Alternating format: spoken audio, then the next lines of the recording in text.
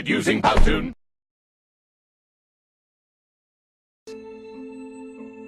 The last English king to die in battle, his cause of death was unknown. On September the 4th, 2012, his skeleton was excavated from the site of a former car park in Leicester. So can we now answer the question, how was the king killed? A team from the University of Leicester, Leicester Royal Infirmary and the Royal Armouries in Leeds used archaeology alongside the latest forensic techniques to analyse his mortal remains.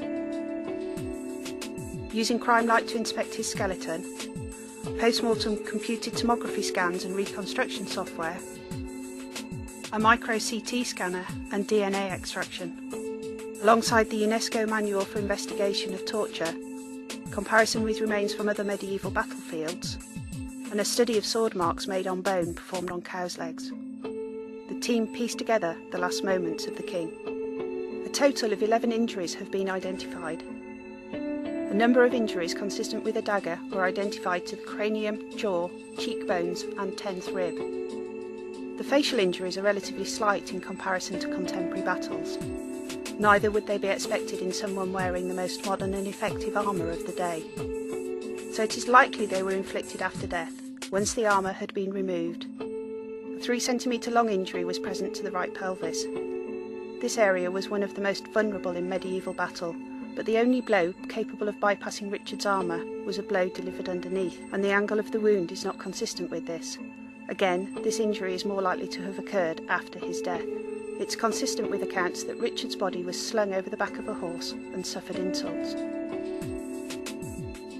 2 injuries to the cranium were identified which would certainly have been fatal.